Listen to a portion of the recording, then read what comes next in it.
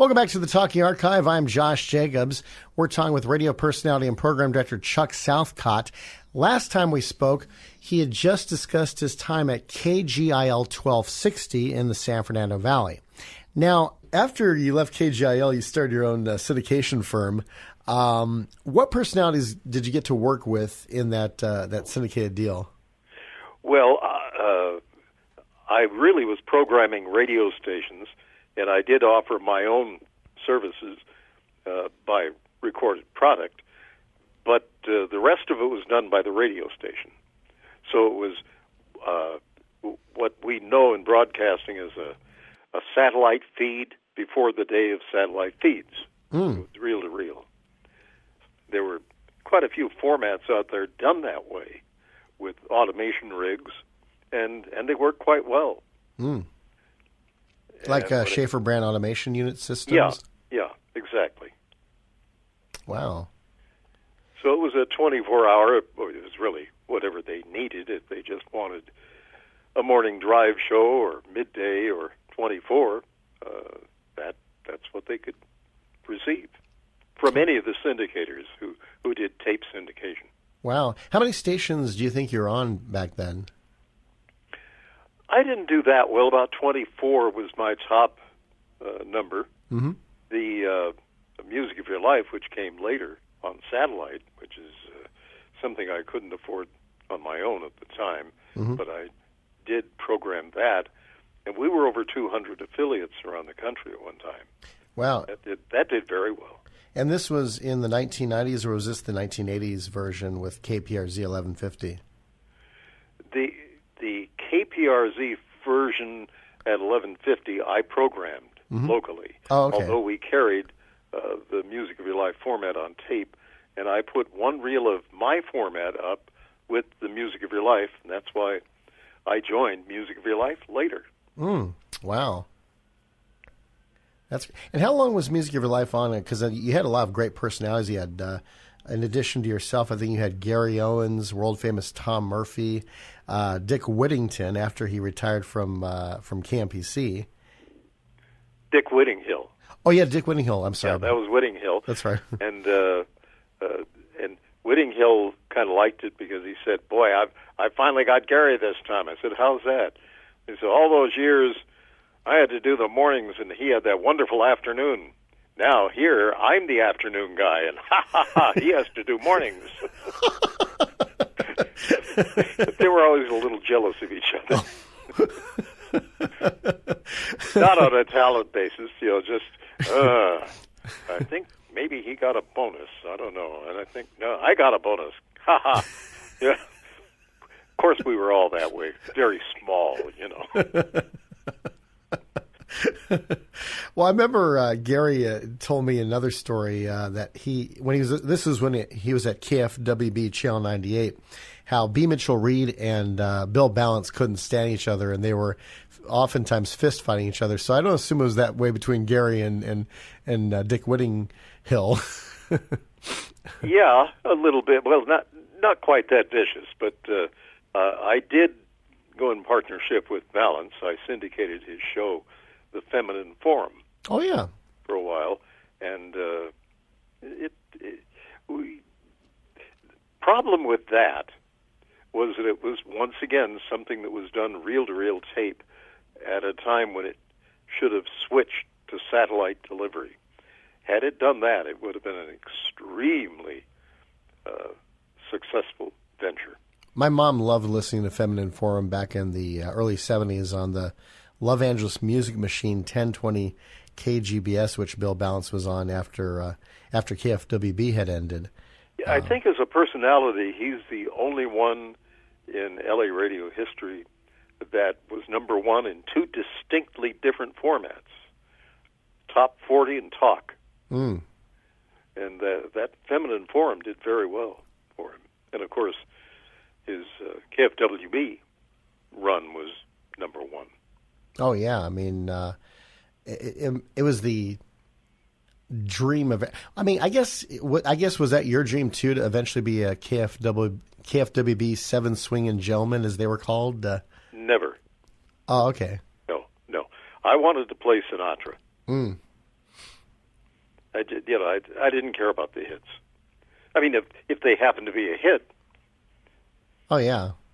fine, but they didn't have to be. They could be a long-term standard done well. You know. Oh, yeah. Well, it's interesting about Sinatra. I think I may have told you this beforehand. There used to be a show called Radio A-Go-Go on 870 KIV about 20 years ago. And the host is Hal Lifson. He was manager, maybe still is, of Nancy Sinatra. And so he had a brand new box set of Sinatras that was put out, including all of Sinatra's hits from the reprise years, as well as some previously unreleased tracks. And one of them had the complete vibe of Chubby Checker's The Twist. And it was kind of like a Frank Sinatra does rock and roll type of thing with, the Sinatra sound, if you will. But it was a really, really cool tune because Hal's format was basically anything that was recorded in the 1960s, I'll play on my show. It didn't have to even be a hit. It could be an album cut, a previously unreleased, a B-side, even a live track. Anything from the 60s, I'll play it for you. Mm-hmm. I'm not familiar with the show. I knew him, but not the show. Oh, okay, cool. Now, in the 1980s, you got to program 710 KMPC, a Gene Autry-owned station. Tell us about how you got that job. Yeah, that's one of the few eras I remember distinctly, 89 to 93. And the staff was great. Morgan, in the Morgan, as we said. And you remember the guy who did the dating game? Jim Lange. Yeah, he was the afternoon man. Wow. And just a sweetheart, just a marvelous human being. He was easy to work with and a pleasure to be around. So it was a good station, good people, and I got to do what I do, and they let me do it, which was a good deal. Bill Ward was head of Golden West, which was Autry's company. Mm-hmm. And I came there just before the opening of the Autry Museum. Wow. One of the fun things we did was we took the little theater in that museum and turned it into a radio studio and did radio dramas. That's great. And I remember telling the general manager that I was in love with the work of Pat Buttram. Oh, yeah. He gave me Pat to do a 5-minute morning thing that would be aired. Of course, Pat was very close to Gene Autry, so that was no problem. To air this 5-minute vignette, humor vignette, every day on Morgan's show. Well, he'd come in at 8 o'clock in the morning and just spend the hour there. Wow. And Morgan didn't like it in the beginning, but he grew to love it because it became the highest-rated hour on the station. Wow, that's great. And you and Pat became good friends, in fact. Very good, yeah. He was an amazing humorist. He was, I think, Will Rogers is the closest you can come to. Wow, that's great. great. He was sort of an Alabama Roy Rogers. I'm sorry, Will Rogers. That's right. Yeah. Although I'm not sure how comedic Roy Rogers was, because I remember just Happy Trails to You and a few other things, but never... No, he wasn't as funny as Will. Will Rogers was better. But he was that kind of guy. He could do commentary like that. And a lot of people didn't know that. Wow. But you sure heard it if you listened to him on the air. But he was known as the MC you were lucky enough to get if you were shopping for one and you wound up with him. People talked about it. What kinds of commentary did Pat Buttram do? Whatever was in the news. Whatever was happening. Wow. And some of the things he kind of skated the area of taste, some might think. Mm-hmm. I just found it funny. He was something else. A very creative guy, and his humor is still around. I hear other people using it to this day. Mm. How many I guess, air checks do you have of Pat Buttram on those shows? I know some stations keep archives, some don't. I kept them. Oh, that's good. I still have them. I'll put them in the car. Wow. Have you thought about putting them on either Spotify or YouTube just to share with the world? Well, there's a little bit of... Since he did work with whatever was happening at that time, they're dated. Oh, okay. To a degree. Although very contemporary at its time, but still funny. Mm-hmm. Yeah, he made fun of it all. I keep thinking of some of the things he did, and I just don't want to repeat them because he did it so well. Yeah, exactly. You know, he could add that little sound, and it just kind of went over better. I can't do that. That was a bad impression. As good as I get. Oh, there we go. Now, getting to work at KMPC, of course, they covered Angels games as well. How oftentimes did you get to go out to Anaheim Stadium working there? I went there as often. Well, let's just put it this way: my car knew how to get there better than I did. Oh, it just happened. I went a lot. The seats were always good. And what are your memories of the singing cowboy himself, Gene Autry? The fact that he allowed people who knew what they were doing to do it. He didn't get in there and grind. You know, he just allowed them to do what they did, and that's how he got the best out of everyone who worked for him. That's great. And the talent that he had on a station over the years, from you to Gary Owens to Robert W. Morgan, Jim Lange, Ira Cook, Johnny Grant, Johnny Magnus. There's a lot of people I'm missing right now. Pete Smith, he was the best part-timer in the world. He could fill in for anyone. Wow. But nice-sounding guy, and he was always there. In fact, he worked for The Music of Your Life when it launched online for 1996. Gosh, I mean, it was interesting you mentioned Jim Lange. Did Jim live down here by that point? Because I remember he lived mainly in San Francisco for a long time. He lived here at the time that he was at KMPC. In fact, we had a little going away. My wife and I and Jim and his wife were invited by Mr. Autry to share his very special area at Angel Stadium with them, with Mr. Autry and Jackie. Mm-hmm. And we went there, and I recall the proudest moment in my married life, or one of them, was Mr. Autry missed a play on the field. Mm-hmm. And my wife explained it to Gene Autry. No, Mr. Autry, you see, he this, that. I'm thinking, I didn't catch it that well. She got the whole thing. Wow. That was wonderful. That's great. One thing Jim Lange one time said, he says he likes radio better than hosting game shows. He says, first of all, you don't have to shave. And he ended it there, didn't he? Yeah. That's right. He did. On a comma. Exactly. And he sadly passed away about 9 years ago.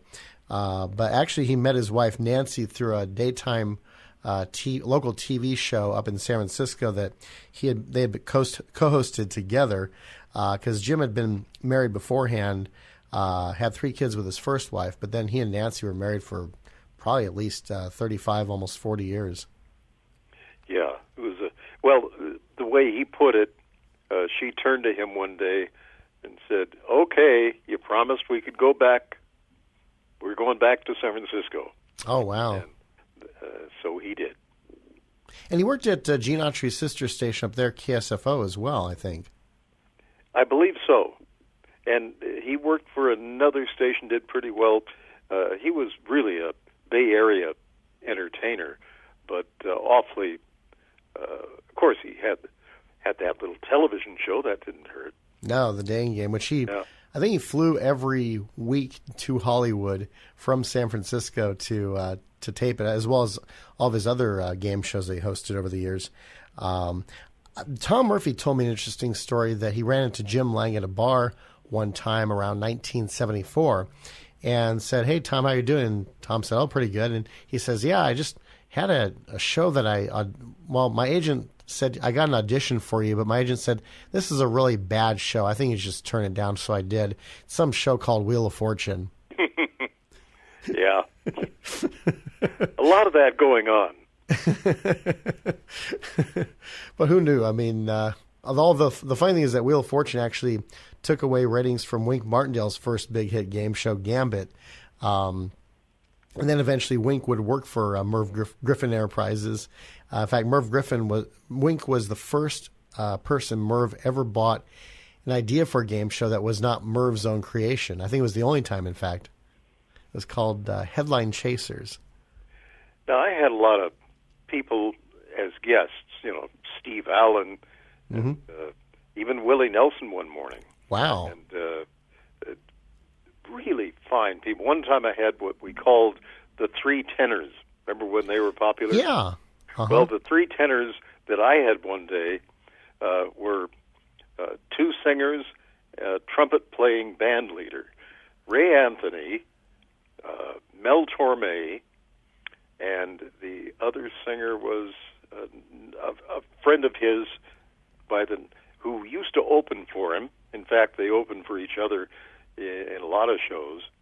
He appeared with this guy. He was on quite a bit with me. Jerry Vale. Jerry Vale, I remember. In fact, he was the third guy. In fact, Jerry Vale, and but we called them the three tenors, and all they did was plug each other's brand new albums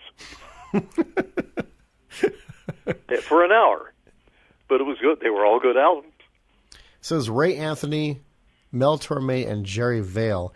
The funny thing is that here's the way I found out about Jerry Vale. He was a guest star on Growing Pains, the sitcom with Alan Thicke, and Alan's character, Jason, was having trouble with money. I think his car broke down and he didn't have any money to fix it. And somebody said, well, Jerry Vale might help you out. He's a really nice guy. He's like, your car's broken? Tough luck, kid. And then another episode, Kirk Cameron's character, Mike, was knocking on the door because he was having trouble with some stuff. And Jerry Vale answers the door and he's like, hey, good luck, kid, but I can't help you out. We're having a great conversation with Chuck Southcott, radio personality and program director. Next time, he talks about one of his favorite musicians of all time as far as friendship is concerned. This guy was mentioned in the song Sweet Soul Music by Arthur Conley, just to give you a little bit of a clue.